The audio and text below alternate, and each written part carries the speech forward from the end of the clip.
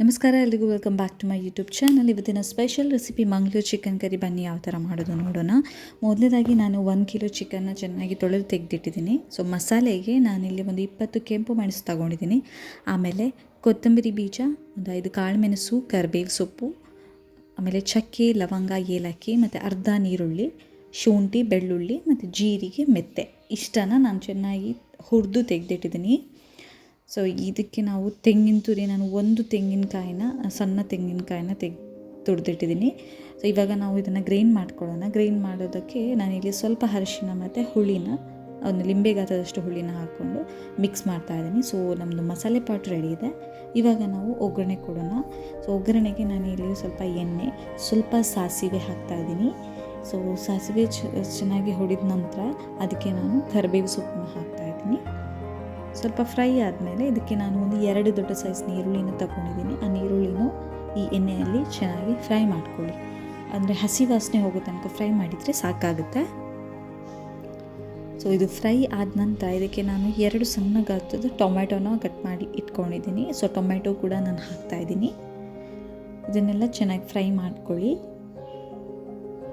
ಸ್ವಲ್ಪ ಫ್ರೈ ಆದ ನಂತರ ಇದಕ್ಕೆ ನಾನು ತೊಳೆದು ತೆಗೆದಿಟ್ಟಂತಹ ಚಿಕನ್ನ ಆ್ಯಡ್ ಮಾಡ್ತಾಯಿದ್ದೀನಿ. ಸೊ ನಾನಿಲ್ಲಿ 1 ಕಿಲೋ ಚಿಕನ್ ತಗೊಂಡಿದ್ದೀನಿ.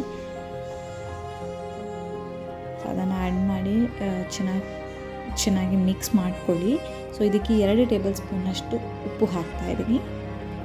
ಆಮೇಲೆ ಇದಕ್ಕೆ ನೀರು ಹಾಕೋ ಅಗತ್ಯ ಇಲ್ಲ, ಯಾಕಂದರೆ ಅದು ನೀರು ಬಿಡುತ್ತೆ ಇವಾಗ, ಅದಕ್ಕೋಸ್ಕರ ನೀರೇನು ಹಾಕೋ ಅಗತ್ಯ ಇಲ್ಲ. ಸೊ ಹಾಕಿದ ನಂತರ ಇದಕ್ಕೆ ಸ್ವಲ್ಪ ಅರಿಶಿನ ಹಾಕಿ, ಒಂದು ಅರ್ಧ ಟೇಬಲ್ ಸ್ಪೂನಷ್ಟು ನಾನು ಅರಿಶಿನ ಹಾಕ್ತಾಯಿದ್ದೀನಿ. ಆಮೇಲೆ ಇಲ್ಲಿ ಚಿಕನ್ ಮಸಾಲೆಯನ್ನು ತಗೋತಾ ಇದ್ದೀನಿ. ಚಿಕನ್ ಮಸಾಲೆ ಪೌಡರ್ ಇದು ಆಪ್ಷನಲ್, ಬೇಕು ಅಂದರೆ ಹಾಕ್ಕೋಬೋದು ನೀವು. ಸೊ ಚಿಕನ್ ಮಸಾಲೆ ಒಂದು 2 ಟೇಬಲ್ ಸ್ಪೂನಷ್ಟು ಚಿಕನ್ ಮಸಾಲೆನ ನಾನು ಆ್ಯಡ್ ಮಾಡ್ಕೋತಾ ಇದ್ದೀನಿ. ಆ್ಯಡ್ ಮಾಡಿಕೊಂಡು ಇದನ್ನೆಲ್ಲ ಚೆನ್ನಾಗಿ ಮಿಕ್ಸ್ ಮಾಡಿಕೊಂಡು ಇದನ್ನು ಬೇಯಕ್ಕೆ ಬಿಡಿ. ಸೊ ನೀರು ಅದರಲ್ಲೇ ಬಿಡುತ್ತೆ, ಅದಕ್ಕೋಸ್ಕರ ನೀವು ನೀರು ಹಾಕೋ ಅಗತ್ಯ ಇಲ್ಲ. ಸೊ ಇವಾಗ ಚಿಕನ್ ಬೆಂದಿದೆ ನೋಡಿ. ಬೆಂದ ನಂತರ ಇದಕ್ಕೆ ನಾವು ಮಸಾಲೆ ಏನು ರುಬ್ಬಿಟ್ಟಿದ್ದೇವಲ್ಲ ಅದನ್ನು ಹಾಕ್ಕೊಂಡ್ರೆ ಸಾಕಾಗುತ್ತೆ. ಸೊ ಅದು ಕನ್ಸಿಸ್ಟೆನ್ಸಿ ನೀವು ಮೇಂಟೈನ್ ಮಾಡಬೇಕು. ಅಂದರೆ ದಪ್ಪ ಇರುತ್ತಲ್ಲ, ಸ್ವಲ್ಪ ನೀರು ಹಾಕಿ ಸೊ ನೋಡ್ಕೊಳ್ಳಿ ಕನ್ಸಿಸ್ಟೆನ್ಸಿ. ಹಾಗೆ ಉಪ್ಪು ಕೂಡ ನೋಡ್ಕೊಳ್ಳಿ, ರುಚಿಗೆ ತಕ್ಕಷ್ಟು ಉಪ್ಪು ಆ್ಯಡ್ ಮಾಡ್ಕೊಳ್ಳಿ. ಅದು ತುಂಬ ಚೆನ್ನಾಗಿ ಬರುತ್ತೆ. ಇದು ನಿಮಗೆ ಇಡ್ಲಿಗೆ, ದೋಸೆಗೆ, ಚಪಾತಿಗೆ, ರೊಟ್ಟಿ, ಸೊ ಅನ್ನಕ್ಕೆ ಎಲ್ಲದಕ್ಕೂ ತುಂಬ ಚೆನ್ನಾಗಿರುತ್ತೆ. ಇದಕ್ಕೆ ಸ್ವಲ್ಪ ಲಾಸ್ಟಲ್ಲಿ ಗಾರ್ನಿಷಿಗೆ ಕೊತ್ತಂಬರಿ ಸೊಪ್ಪು ಹಾಕ್ಕೊಂಡು ಸ್ವಲ್ಪ ಕುದಿಯೋಕ್ಕೆ ಬಿಡ್ತಾಯಿದ್ದೀನಿ. ಸ್ವಲ್ಪ ಕುದಿದ ನಂತರ ಸ್ವಲ್ಪ ಒಂದು ಸಲ ಉಪ್ಪು ನೋಡ್ಕೊಳ್ಳಿ. ಓಕೆನಾ, ನೋಡಿ ಚೆನ್ನಾಗಿ ಕುದೀತಾ ಇದೆ. ಸೊ ನಮ್ಮದು chicken Mangaluru style chicken curry ready ಇದೆ.